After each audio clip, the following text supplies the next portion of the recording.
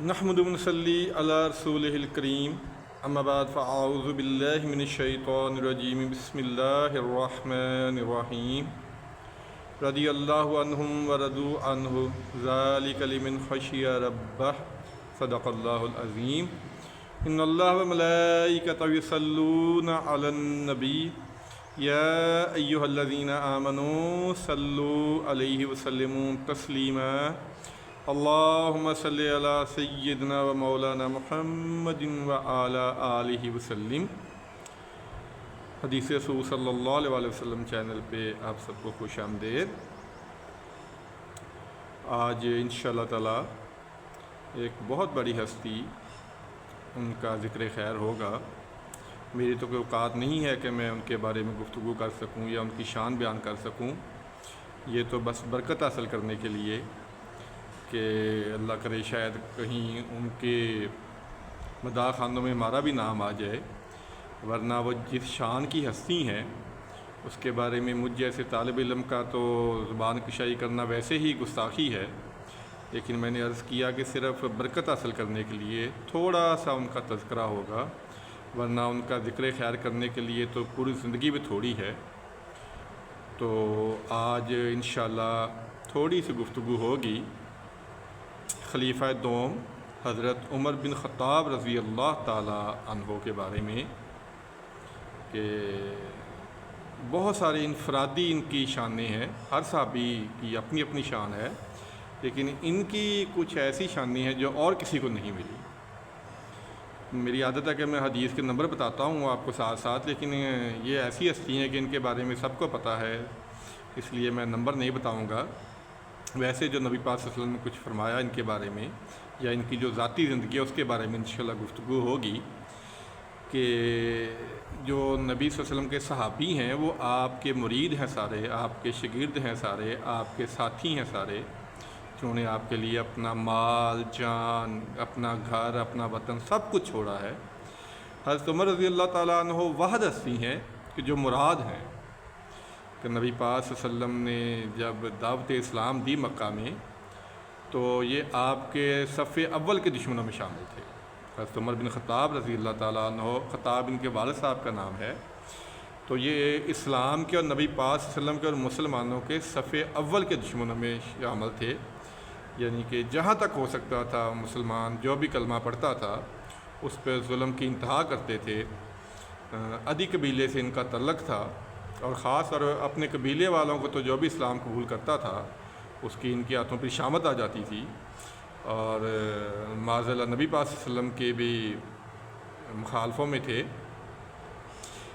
تو نبی پاک صلی اللہ علیہ وسلم نے دعا فرمائی اللہ تعالیٰ سے کہ دو عمر تھے اس وقت، عمر بن خطاب اور عمر بن حشام، جو ابو جہل کے نام سے مشہور ہے، تو آپ نے فرمایا اللہ تعالیٰ اسلام کو عزت نصیب فرما، یا عمر بن خطاب رضی اللہ تعالیٰ عنہ کے ذریعے یا عمر بن حشام کے ذریعے۔ تو اللہ تعالیٰ نے پھر ان کے حق میں دعا قبول فرمائی کہ حضرت عمر بن خطاب رضی اللہ تعالیٰ عنہ اسلام قبول کیا انہوں نے، اور ان کا اسلام قبول کرنا بہت بڑا فرق پھر ثابت ہوا اسلام اور کفر کے درمیان، کہ اسلام جو پہلے دب کے رہتے تھے مسلمان ہر لحاظ سے، حتیٰ کہ نماز بھی چھپ کے پڑھتے تھے، تو جس دن آپ رضی اللہ تعالیٰ عنہ نے اسلام قبول کیا تو آپ نے کہا ہے نبی صلی اللہ علیہ وسلم یا رسول اللہ کیا ہم حق پہ نہیں ہیں؟ تو نبی پاک صلی اللہ علیہ وسلم سے فرمایا کیوں نہیں، ہم کیوں حق پہ نہیں؟ تو آپ نے فرمایا پھر ہم چھپ کے نماز نہیں پڑھیں گے، پھر ہم اعلانیہ خانہ کعبہ میں نماز پڑھیں گے۔ تو حق اور باطل اور کفر اور شرک کے درمیان فرق جو ہے وہ ان کے اسلام لانے کے بعد واضح ہو گیا۔ آپ کو پھر فاروق کا لقب ملا دربار رسالت صلی اللہ علیہ وسلم سے۔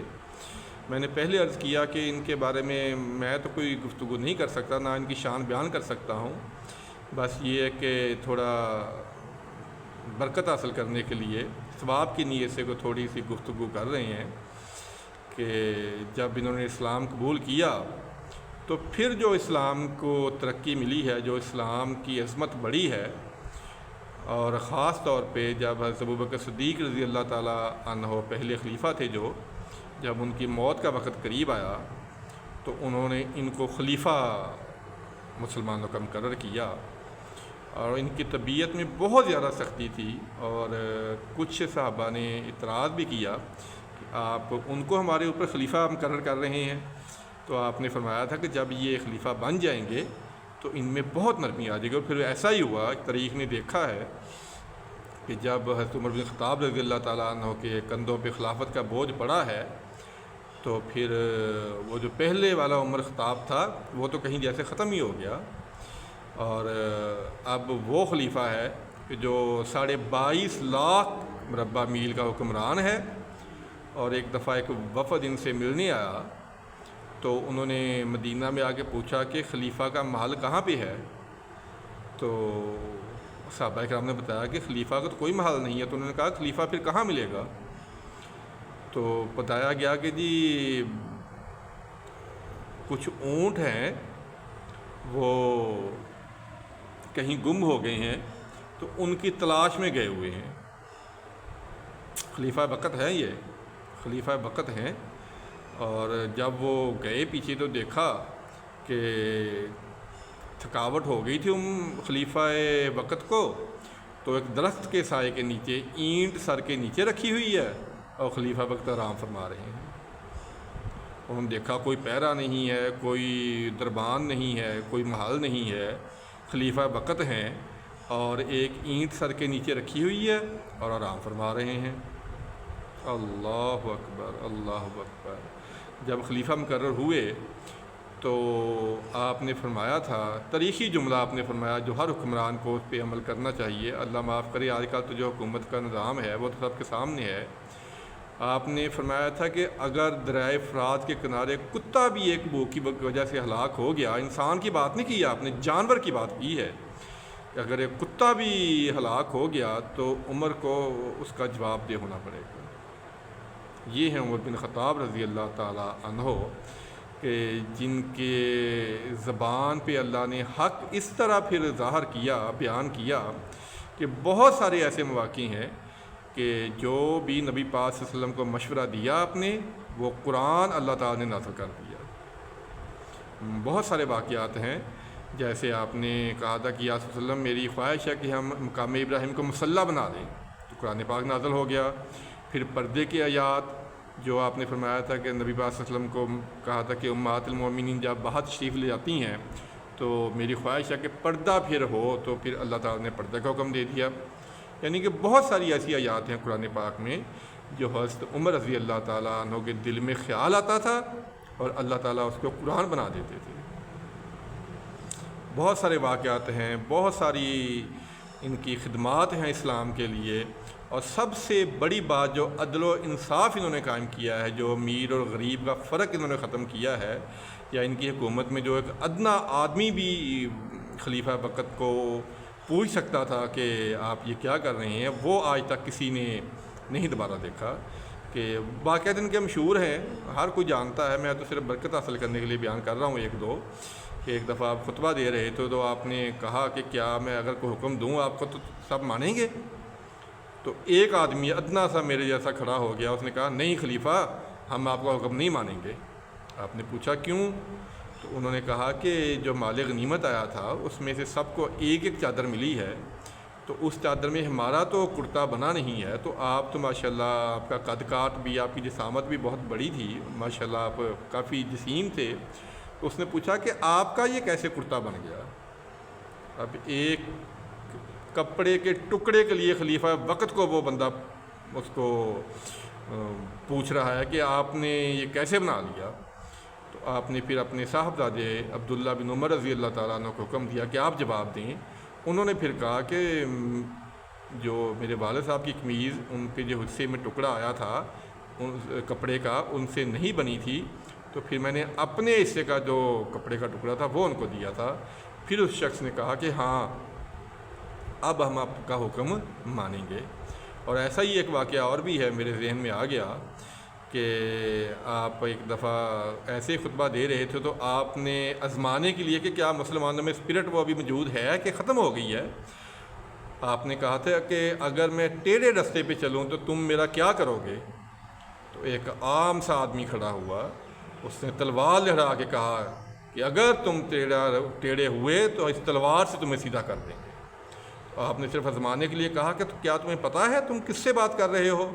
اس نے کہا ہاں مجھے پتہ ہے کہ اسلام قبول کرنے سے پہلے سارا دن تم اونٹ چڑھایا کرتے تھے اور شام کو تمہارا باپ تمہیں مارا کرتا تھا، یہ جو عزت ملی ہے، یہ جو مقام ملا، یہ اسلام کی وجہ سے ہے۔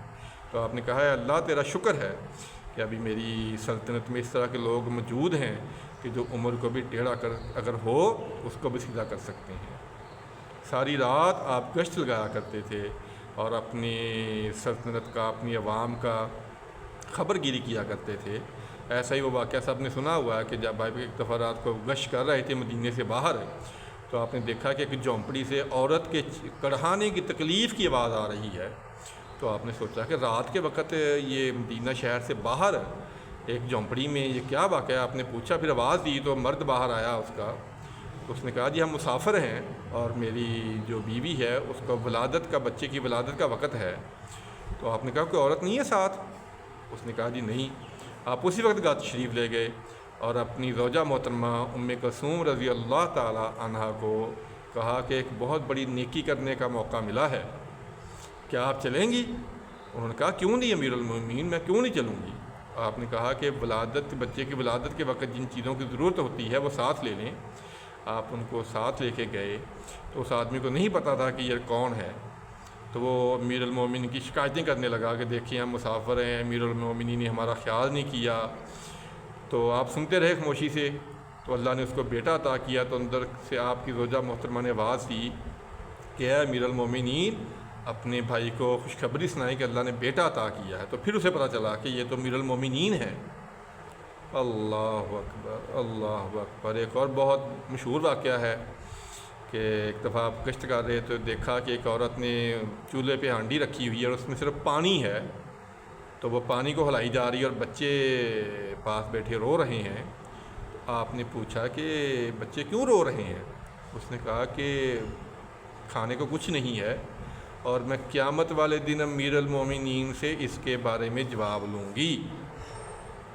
تو آپ نے پوچھا کیا تو نے امیر المومنین کو خبر کی ہے اپنی غربت کی؟ اس نے کہا وہ امیر المومنین کیسا ہے جس کو ہماری خبر نہیں ہے؟ آپ اسی وقت اپنے گئے بیت المال میں، وہاں سے ایک اناج کی بوری اٹھائی۔ غلام نے کہا کہ آپ میرے کندھے پہ رکھ دیں، میں لے جاتا ہوں۔ تو آپ نے کہا قیامت کے دن کیا تم میرا بوجھ اٹھائے گا؟ آپ فوری طور پہ ان بچوں کے پاس گئے، خود کھانا تیار کیا، آگ جلائی اور دیکھا کہ آپ کی آنکھوں سے آنسو آ رہے تھے دھوئیں کی وجہ سے اور داڑھی مبارک سے بھی دھواں نکل رہا تھا۔ تو پھر بچوں کو کھانا کھلایا، بچے خوش ہو گئے۔ تو پھر آپ نے، اس عورت نے کہا کاش کہ عمر کی جگہ آپ امیر المومنین ہوتے۔ تو آپ نے بتایا ہاں میں ہی امیر المومنین ہوں۔ آپ کا جو ذکر خیر ہے، آپ کی جو شان ہے، وہ میں پہلے عرض کر چکا ہوں کہ بیان نہیں ہو سکتی۔ اسلام کے لیے جو آپ کی خدمات ہیں ان کا تو کوئی اندازہ ہی نہیں ہے کہ کس طرح آپ کے دور حکومت میں اسلام پھیلا، عدل اور انصاف کا دور ہوا۔ لیکن مسلمانوں کی طریق ہے کہ ہر اچھا آدمی جو ہے اس کو وہ طبی موت کم ہی دنیا سے کیا ہے۔ فیروز نام کا غلام تھا حضرت مغیرہ بن شعبہ رضی اللہ تعالی عنہ کا، ابو لولو اس کی کنیت تھی۔ تو وہ آپ کے پاس ایک دن آیا اور کہا کہ میرے جو آقا ہیں وہ مجھ سے جزیہ جو ہے 2 دینار لیتی ہیں، تو یہ زیادہ ہے، آپ کم کر دیں۔ آپ نے کہا کہ تو کام کیا کرتا ہے؟ اس نے کہا جی میں چکیاں بناتا ہوں اور نقش و نگاروں کا بڑا ماہر ہوں۔ تو آپ نے کہا پھر تو یہ کوئی زیادہ 2 دینار نہیں ہے۔ لیکن اس کے دل میں یہ بات بیٹھ گئی اور اس نے کہا کہ میں آپ کے لیے ایک ایسی چکی تیار کروں گا کہ دنیا اس کو یاد رکھے گی۔ اس کے جانے کے بعد آپ نے فرمایا کہ یہ نوجوان مجھے قتل کی دھمکی دے گیا ہے۔ تو پھر اس نے ایک خنجر زہر الوداع تیار کیا اور جب فجر کی نماز کے وقت آپ رضی اللہ تعالی عنہ امامت کروا رہے تھے تو وہ پہلی صف میں موجود تھا، خنجر اس کے چادر میں لپیٹا ہوا تھا۔ جب آپ نے سورہ فاتحہ شروع کی تو اس نے بدبخت نے نکل کے آپ کے پیٹھ اور سینے پہ 3 وار کیے۔ 3، ایک روایت میں 3 ہے اور ایک میں 6 ہے۔ تو آپ نے کہا کہ ایک کتے نے مجھے کاٹ لیا ہے۔ جو پیچھے صحابہ ان کو تو پتہ نہیں چلا، لیکن جو پہلی صف میں تھے ان کو پتہ چلا کہ آپ پہ حملہ ہو گیا ہے۔ آپ نیچے گر پڑے اور عبد الرحمن بن عوف رضی اللہ تعالیٰ عنہ جلدی سے آگے بڑھے۔ انہوں نے سورہ کوثر سے نماز مکمل کروائی اور امیر المومنین کو پھر پکڑا اور گھر لے کے آئے تو دودھ پلایا گیا، تو دودھ آپ کی آنتڑیوں سے باہر نکل آیا۔ پھر پتہ چلا کہ معلوم ہو گیا کہ اب میرے جانے کا وقت آ گیا ہے، تو آپ نے اپنے صاحبزادے سے کہا کہ امی عائشہ رضی اللہ تعالیٰ عنہا کے پاس جائیں اور کہیں کہ خطاب کا بیٹا، امیر المومنین نہ کہنا، انہوں نے کہا کہ امیر المومنین نہ کہنا کہ خطاب کا بیٹا عمر اپنے ساتھیوں کے ساتھ دفن ہونے کی اجازت چاہتا ہے، یعنی نبی پاک صلی اللہ علیہ وسلم اور حضرت ابوبکر صدیق رضی اللہ تعالیٰ عنہ کے ساتھ۔ تو اماں جی نے فرمایا کہ یہ جگہ تو میں نے اپنے لیے رکھی ہوئی تھی، لیکن آج میں عمر کو اپنے اوپر ترجیح دیتی ہوں، اور ایک روایت میں 3 دن ہے اور ایک روایت میں 4 دن ہے، واللہ عالم کے 3-4 دن آپ زخمی رہے اور پھر آپ نے اپنے خالق حقیقی کے حوالے اپنی جان کر دی۔ عمر بن خطاب کی جو خدمات ہیں، جو ان کی شان ہے، جو ان کی عظمت ہے، کہ آپ نے فرمایا تھا کہ اگر میرے بعد کوئی نبی ہوتا تو وہ عمر ہوتے۔ میں نے عرض کیا کہ ان کی شان بیان کرنا بالکل ناممکن ہے، یہ تو ہم نے صرف برکت حاصل کرنے کے لیے، بہت ساری حدیث ان کی شان میں آئی ہیں، اور بہت سارا قرآن پاک جو ہے ان کے خواہش کے مطابق اللہ تعالیٰ نے انہوں نے دل میں خیال کیا اور اللہ تعالیٰ نے قرآن پاک نازل کر دیا۔ اب اس سے بڑی ان کی شان جو ہے وہ کیا بیان کی جا سکتی ہے، کہ جس طرح انہوں نے عدل و انصاف سے دنیا کو بڑھا، حالانکہ غیر مسلم بھی یہ کہنے پہ مجبور ہو گئے کہ اگر عمر کے بعد ایک اور عمر مسلمانوں کا خلیفہ بن جاتا تو ساری دنیا سے کفر کا اور کافروں کا نام و نشان ہی مٹ جاتا۔ یہ جو تھوڑی سی گفتگو ہوئی ہے، یہ کرنے کا مقصد یہ ہے کہ ہمیں صرف زبان سے ان سے محبت کا دعویٰ نہیں کرنا چاہیے، عملی طور پہ ان کے نقش قدم پہ چلنا چاہیے، جس طرح انہوں نے حق اور باطل کا ایک فرق واضح کیا ہے، جس طرح انہوں نے اپنے دور حکومت میں مسلمانوں کی خدمت کی ہے، جس طرح انہوں نے غیر مسلموں سے سلوک کیا ہے، ہمیں بھی ان کے نقش قدم پہ چلنا چاہیے، تاکہ ہماری صرف جو محبت ہے وہ زبانی نہ ہو۔ یہ جو ہستیاں ہیں، ان جیسی ہستیاں اب کہاں پیدا ہو سکتی ہیں کہ جنہوں نے اسلام کو پھیلانے میں، اسلام کی خدمت میں اپنا سب کچھ قربان کر دیا۔ اللہ تعالیٰ سے دعا ہے کہ اللہ تعالیٰ ہمیں ان ہستیوں کے نقش قدم پہ چلنے کی توفیق عطا فرمائے، کہ جن کے بارے میں اللہ تعالیٰ نے کہا ہے کہ اللہ ان سے راضی ہے اور وہ اللہ سے راضی ہیں۔ ہمیں اللہ تعالیٰ ان کے نقش قدم پہ چلنے کی توفیق عطا فرمائے، ان کی سچی اور پکی محبت عطا فرمائے، آمین ثم آمین۔ السلام علیکم ورحمۃ اللہ وبرکاتہ۔